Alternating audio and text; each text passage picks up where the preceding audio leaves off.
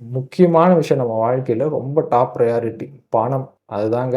என்ன பண்ணாலும் எப்படியாவது பணம் சம்பாதிக்கணும். அப்படின்னு நெனச்சுட்டு ஒருத்தர் இருக்காருன்னா, அவருக்கு கேது தசை வருது.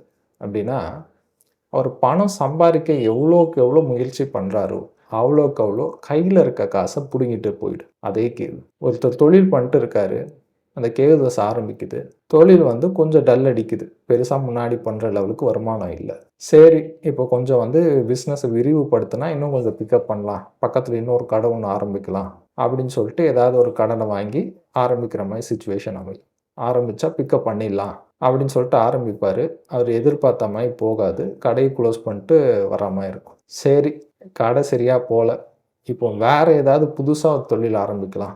ஃப்ரெண்டு இன்னொருத்தர் அந்த பிசினஸ் பண்றாரு. அவர் நல்லா இருக்காரு. சரின்னு சொல்லிட்டு, இன்னைக்கு நெறைய பேர் ஆரம்பிக்கிறது ஹோட்டல். பல பேர் வர கன்சல்டேஷன் வர்றது முதல் கேள்வியே, "நான் பிசினஸ் பண்ணலாமா சார்?" அப்படின்னு கேட்டாங்கன்னா, 2வது கேள்வி, "என்ன ஹோட்டல் பிசினஸ் யோசிச்சிருக்கீங்களா?" அப்படின்னா, "எப்படி சார் கரெக்ட்டா சொல்றீங்க?" அப்படின்னு சொல்லுவாய்ங்க.